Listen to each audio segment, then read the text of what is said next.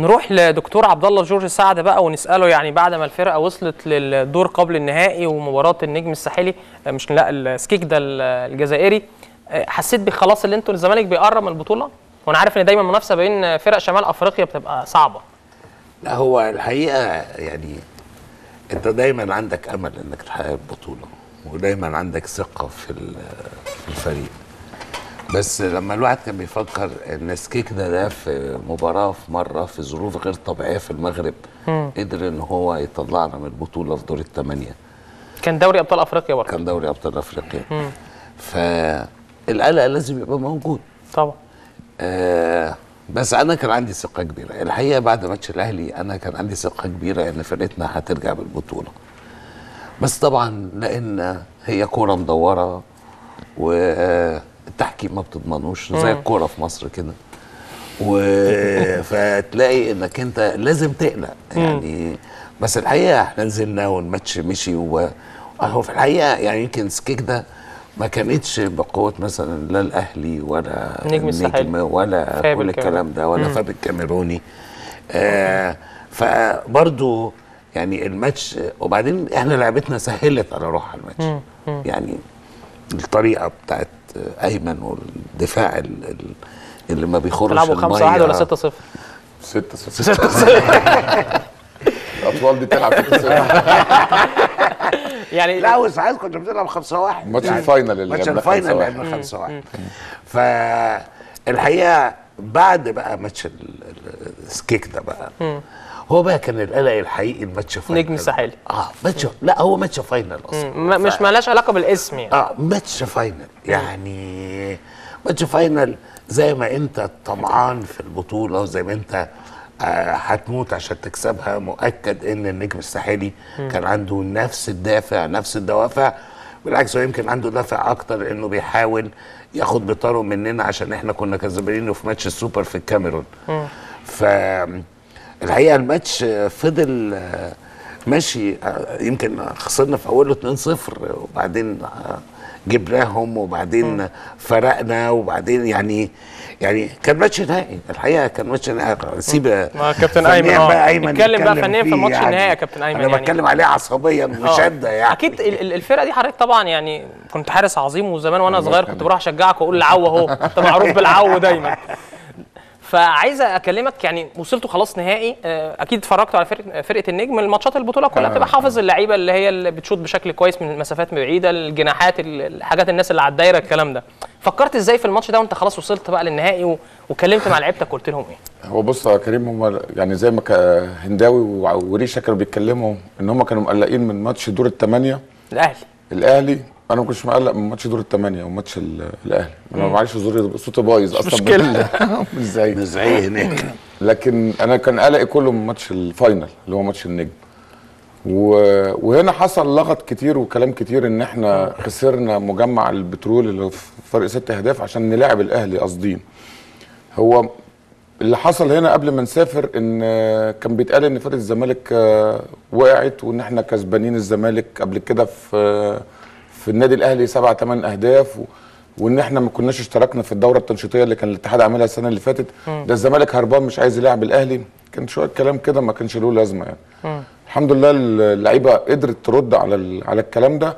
بس انا فعلا من جوايا ما كنتش قلقان من ماتش الاهلي. انا كنت يعني كان عندي ثقه في ربنا سبحانه وتعالى في اللعيبه ان هم هيكسبوا ماتش الاهلي وهيكسبوه مستريح، والحمد لله حصلت. انا كان قلقي من ماتش النجم زي ما الدكتور عبد الله بيقول، لان ماتش النجم بالنسبه لهم هم كانوا مخططين له ان هم يوصلوا فاينل، والدليل على كده ان هم طلبوا تنظيم بطوله افريقيا الانديه ابطال الكؤوس في تونس في شهر 4، اللي على هامش البطوله بيقام ماتش السوبر.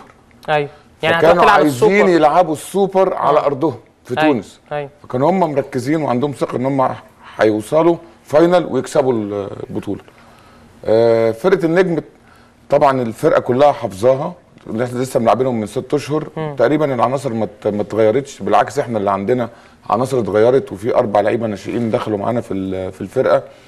عايز اقول لك ان اللعيبه من ماتش دور الثمانيه وتقريبا ما فيش حد بيتكلم في حاجه غير الهاندبول. اذا كان مدافعين بيتكلموا قاعدين مع مدافعين مع بعض، المهاجمين اللي بيشرحوا هنعمل ايه، الاجوان قاعدين ماسكين اللابتوب وبيذاكروا الماتشات ده بجانب الاعداد بتاعه الفرقه هم لوحدهم بصراحه. يعني الفرقه دي مميزه انها لما بتعوز تلم نفسها وبتركز بطريقه او باخرى بيعرفوا يجيبوا التركيز ده وبيجيبوا المود بتاع البطوله. فده كان القلق ان هو كان ماتش فاينل. حصل زي مشاده كده او مناوشه من بعض اللاعبين مع طارق لطفي المدرب العام اللي معانا ليله الماتش. ليله الماتش مشاده ما بين اللعيبه بتاعتنا احنا، لعيبه تونس ومع الكابتن طارق. فلما جه قال لي قلت له بص يا طارق انتوا كنتوا قاعدين في نفس الفندق كلكم؟ كل الفرق كلها. فانا قلت له بص يا طارق ما دام الموضوع ده حصل هم درجه القلق عندهم هم اللي قلقانين اكتر مننا. يعني ادتني نسبه طمانينه ان احنا ربنا هيكرمنا في المباراه. ونتيجه الماتش يعني احنا فرقنا 4-5 اهداف. حصل دروب في اخر 10 دقائق وصل السكور فرق 1 بس قدرنا ان احنا نحافظ على النتيجه وكسبنا فرق 3.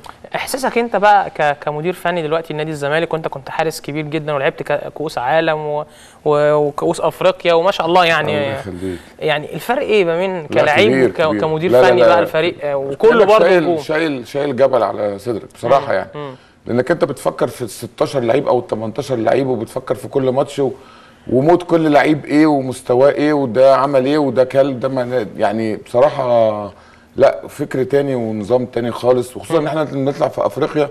عايز اقول لك ان يعني الجهاز اللي معانا كلنا يعني اذا كان بشكر اللعيبه ايراد انا اشكرهم 24 ايراد. في ناس ما نامتش بصراحه. يعني اذا كان الدكتور اشرف اللي كان بيقوم بدورين انا هحاول اسماء اللعيبه. كان دكتور وطباخ. اشرف كان عايش في المطبخ وعادل ابو قريش والجهاز الاداري. يعني اذا كان فطار بعمله مثلا 8 الصبح والله بامانه 6 الصبح بيروحوا المطبخ عشان يجهزوا اكل فطار غدا عشاء غير المهام الثانيه.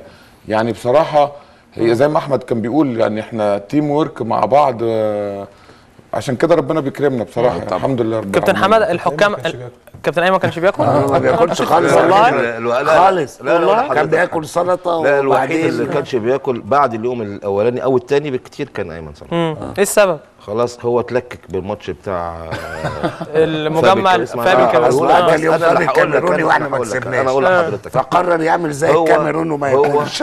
هو بطنه تعبت وتعادلنا ماتش فابي الكاميروني ماشي. قلب بقى كله قلب على الفرقه دي. تمام خلاص وقال لك واعتكف وقال لك مش هاكل. هو اساسا كان تعبان فما كانش خالص. عملت ايه مع الحكام؟ يعني الحكام كانوا ماشيين بشكل كويس؟ الحكام كانوا هايلين بصراحه والله.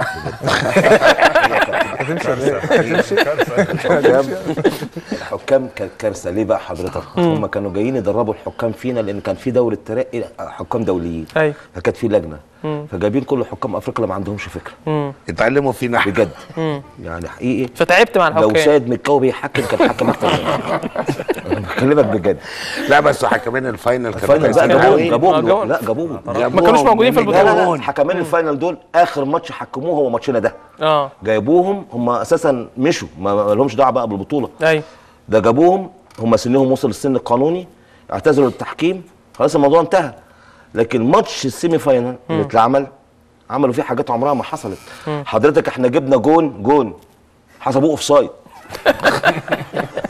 ممكن انا بتكلم بجد مش بهزر ما بهزرش والله. انا ممكن يكون خط او ده يا كابتن انا زي ما بكلمك كده حسبوا حتى انا الملعب كله سكت. انا نزلت قلت جون. ده ماتش ايه؟ قبل النهائي سيمي فاينل فاضل حوالي 8 ثواني فلعيبه السكك ده وقفت خلاص الماتش انتهى ضاع منه. فالحارس كان الروبي تقريبا. الروبي قام مطلع كره لحسن يسري لوحده وقام حسن يسري حاطط الجون. الراجل قاعد باصص الحكم مش عارف امتيت لا الكره ترجع تاني. مش في ترابيزه يا كابتن بقول لك ساعه قالك الكره ترجع تاني للجول. انا بكلمك بجد انا مش يعني فعلا. لكن حكمين الماتش النهائي وحكمين ماتش الاهلي وحكمين ماتش الاهلي التوانسه كانوا كويسين قوي. حكمين ماتش الاهلي التوانسه مراقب المباراه قال لي ايه رايك كان تونسي. ايه رايك في الحكمين ما عدا اخر 5 دقائق. ليه اخر 5 دقائق حضرتك؟ عشان كان بيقلل النتيجه. النتيجه ما تعلاش. ليه؟ ما احنا برضو جينا في ماتش النهائي قبل كده كان فرق 9 نزل رئيس الاتحاد الافريقي قال لكم يا جماعه ده نهائي قللوا النتيجه. انا عاوز اقول لك حاجه دي فرقه مواقف. فريق نادي الزمالك هو فرقه مواقف حقيقي. كل واحد في الفرقه دي سواء افرض لعيب، يعني الاثنين دول ما جوش اول ماتش. اول ماتش اللي هو فاب الكاميرون لو الكره متشاطه من مصر تخش فيه. ما هي كره اليد بيبقى عامل نفسي اكتر. انا بكلمك ده في اخر ماتش انا كنت بذيع المباراه، فجاه ذعت المباراه اخر في الراديو ولا ايه؟ في الراديو. في كره عملها، انا هقول لك حاجه سر محدش يعرفها. النتيجه وصلت فرق جون، قمت قافل التليفون في هناك. ما انت مش قادر تذيع بقى، خلاص مركز. قفلت التليفون عشان هو بيذيع النتيجه قربت التايم كانت فارقه. انا عاوز ازعق، فقمت قافل التليفون. ريشه معاه كوره عاملها كده بظهره، قلت لهم يا جماعه والله ريشه عمل لعبه عالميه محدش فاهمها في الملعب غيره. طيب عايز اخد تليفون.